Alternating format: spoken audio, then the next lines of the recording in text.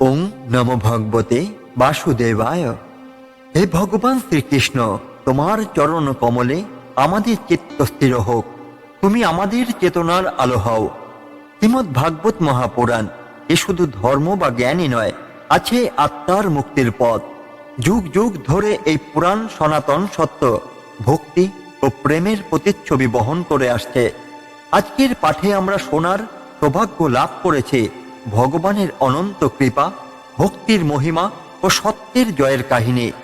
আজকের এই পর্বে আমরা পাঠ করব ভাগবত পুরাণের দ্বিতীয় স্কন্ধের 3টি বিশেষ শ্লোক এবং তা থেকে পাওয়া অমূল্য শিক্ষার ভিত্তিতে এক অপূর্ব মহাপুরাণিক কাহিনী। এই গল্প আমাদের দেখাবে ভক্তি কখনো বৃথাই যায় না। ভগবান তার ভক্তদের কখনো একা ফেলে রাখেন না। পরম আশ্রয় কেবল ভগবান শ্রীকৃষ্ণ। প্রীতি ভালো কথা চ্যানেলে আমরা প্রতিদিন এমনই মূল্যবান শাস্ত্রের পাঠ এবং তার গভীর অর্থ আপনাদের কাছে তুলে ধরার চেষ্টা করি। যারা আমাদের সঙ্গে রয়েছেন তাদের জানাই আন্তরিক ধন্যবাদ। যদি নতুন হন তাহলে অবশ্যই সাবস্ক্রাইব করুন এবং আমাদের সঙ্গে ভাগবতের এই পবিত্র যাত্রায় যুক্ত থাকুন। তাহলে চলুন শুরু করি আজকের ভাগবত পাঠ। এই ভগবানই ব্রহ্মা, এই ভগবানই সমগ্র বিশ্ব জগতের অধীশ্বর। তিনি অতুলনীয় ও অপার মহিমাময়। তিনি সকল জ্ঞানের অতীত এবং সমগ্র জীবজগতের অন্তরে অবস্থানকারী পরমেশ্বর। এই শ্লোকে ভগবান নারায়ণের সর্বব্যাপী রূপের ব্যাখ্যা করা হয়েছে। তিনি বিশ্বেশ্বর, সমগ্র বিশ্ব ব্রহ্মাণ্ডের নিয়ন্ত্রক।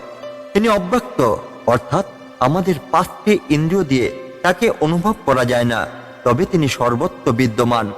ব্রহ্মা রূপে সৃষ্টিকর্তা। ভগবান ব্রহ্মা রূপে সমগ্র সৃষ্টি পরিচালনা করেন। বিশ্বেশ্বর রূপে পালনকর্তা। তিনি সমস্ত জীব ও জগতের অধীশ্বর। অব্যক্ত ও অন্তঃস্থিত রূপে সংহারকর্তা। তিনি সমস্ত কিছু ধ্বংসের পরেও অস্তিত্বশীল থাকেন এবং সকল জীবের হৃদয়ে অবস্থান করেন। ভগবানই সকল সৃষ্টির মূল। তিনি আমাদের হৃদয়ে বিরাজমান, তাই তাকে বাহিরে খোঁজার প্রয়োজনে নেই। ভগবানের প্রতি বিশ্বাস ও ভক্তির মাধ্যমে সত্যকে উপলব্ধি করা যায়। ভগবান অন্তঃস্থিত ঈশ্বর, অর্থাৎ তিনি আমাদের হৃদয়ের মধ্যে অবস্থান করেন। এই সত্যটি বোঝানোর জন্য ভগবান নরসিংহদেবের একটি কাহিনী স্মরণযোগ্য। হিরণ্যকশিপু তার পুত্র প্রহ্লাদকে বহুবার নিষ্ঠুর উপায়ে শাস্তি দিতে চেয়েছিল, কিন্তু প্রতিবারই প্রহ্লাদ বেঁচে যেত, কারণ সে জানত ভগবান সব জায়গায় আছেন, এমনকি তার হৃদয়ের মধ্যেও। একদিন হিরণ্যকশিপু তাকে প্রশ্ন করল, তোমার ঈশ্বর কোথায়? সে কি এই থামের মধ্যেও আছে? প্রহ্লাদ নির্ভয়ে বলল, হ্যাঁ, তিনি সর্বত্র বিদ্যমান। তখন হিরণ্যকশিপু রাগে উন্মত্ত হয়ে থামটি ভেঙে ফেলে, আর সেখান থেকে প্রকাশিত হলেন ভগবান নরসিংহদেব। তিনি হিরণ্যকশিপুকে বধ করলেন এবং প্রহ্লাদকে আশীর্বাদ করলেন। ভগবান আমাদের হৃদয়ের মধ্যেও আছেন। কঠিন পরিস্থিতিতেও ভগবানের প্রতি বিশ্বাস হারানো উচিত নয়। সত্য, ভক্তি ও শুদ্ধ বিশ্বাসের দ্বারা ভগবানকে উপলব্ধি করা সম্ভব। এই শ্লোক আমাদের শেখায় যে ভগবান আমাদের হৃদয়ে আছেন। আমরা যদি সত্যিই তাকে ডাকতে পারি তবে তিনি আমাদের রক্ষা করবেন। তাই আমাদের উচিত ভক্তির মাধ্যমে ঈশ্বরকে উপলব্ধি করা। একজন সত্যিকারের ভক্তের হৃদয়ে ভগবান সর্বদা অবস্থান করেন। এই সত্যকে বোঝাতে অনেক গল্প আছে। আজকের গল্পটি এমন এক ভক্তের যার অটল বিশ্বাসের কারণে ভগবান স্বয়ং প্রকাশিত হয়েছিলেন। প্রাচীন ভারতে একটি ছোট গ্রামে বাস করত এক গরিব কিন্তু নিষ্ঠাবান কৃষক। তার নাম মাধব দাস। সে প্রতিদিন ভোরবেলা উঠে কৃষ্ণের নাম সংকীর্তন করত এবং গভীর ভক্তিভাবে কৃষ্ণের সেবা করত।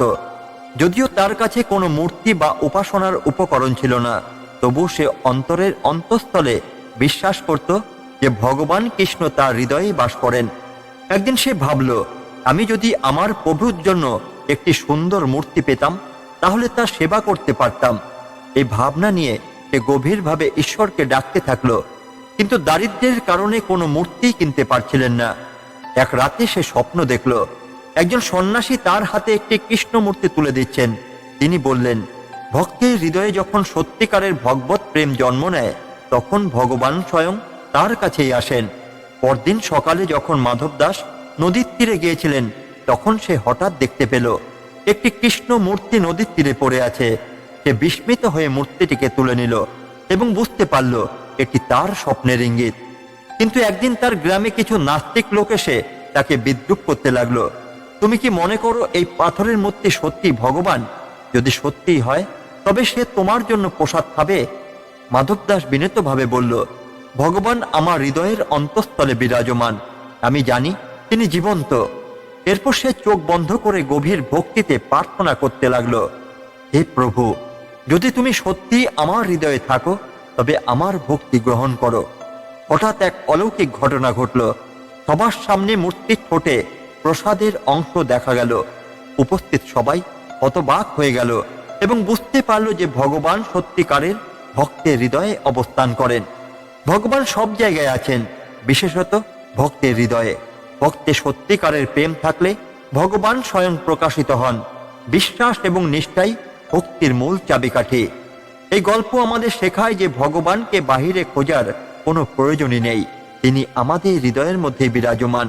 যদি আমরা সত্যিকারের প্রেম ও নিষ্ঠার সঙ্গে তাকে ডাকতে পারি তবেই তিনি আমাদের জীবনে অলৌকিকভাবে প্রকাশ পাবেন। ভগবান নারায়ণের মহিমা, তার অপার শক্তি ও বিশ্ব সৃষ্টি পরিচালনায় তার ভূমিকার কথা বলা হয়েছে। এখানে বলা হয়েছে ভগবান সর্বত্র বিরাজমান, তিনি অবিনশ্বর এবং তার কৃপা ছাড়া কেউই প্রকৃত মুক্তি লাভ করতেই পারে না। এই শ্লোকের মাধ্যমে শ্রী সুখদেব গোস্বামী রাজা পরীক্ষিতকে বুঝিয়ে দিচ্ছেন যে ভগবান পরম সত্য এবং তার কৃপা ছাড়া মোক্ষ বা মুক্তি সম্ভবই নয়। ভগবান সর্বত্র বিরাজমান, তিনি কেবল মন্দিরা বা শাস্ত্রেই নন, তিনি প্রত্যেকটি জীবের অন্তরে রয়েছেন।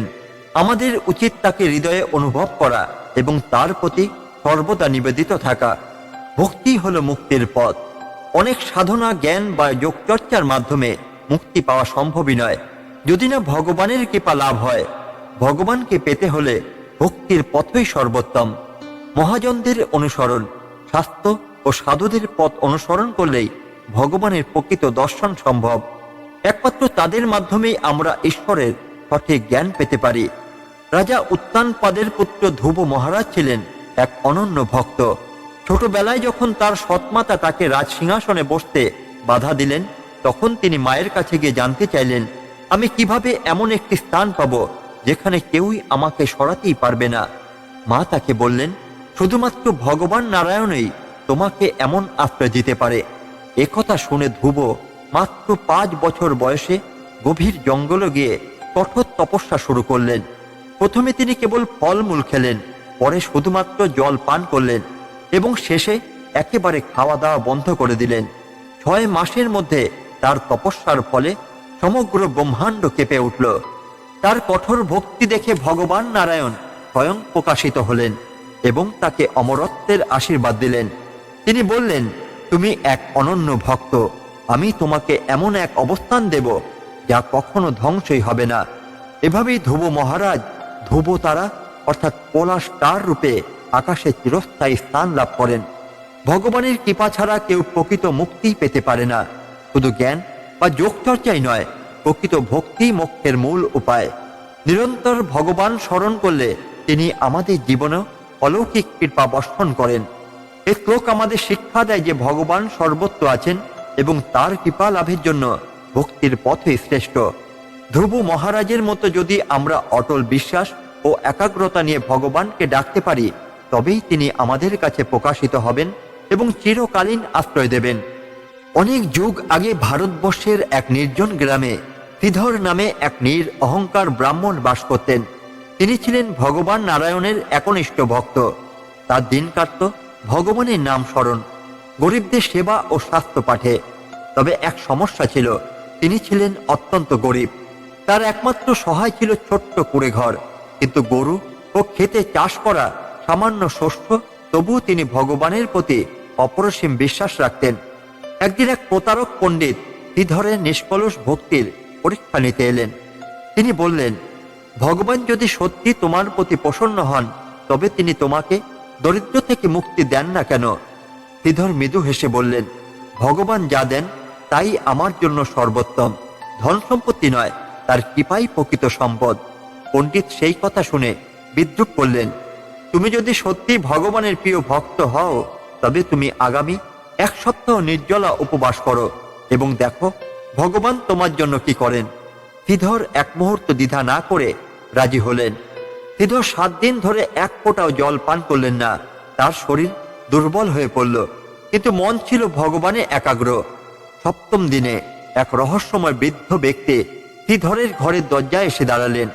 তিনি বললেন, পুত্র, আমি বহুদিন ধরে তোমার শুদ্ধ ভক্তি পর্যবেক্ষণ করছি। আজ তোমার কষ্ট দূর করতে এসেছি। শ্রীধর বিনয়ের সাথে বললেন, ভগবান যা দেন তাতেই আমি পরিতৃপ্ত।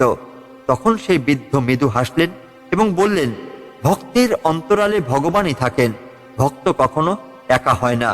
এই কথা বলে তিনি শ্রীধরের মাথায় হাত রাখলেন।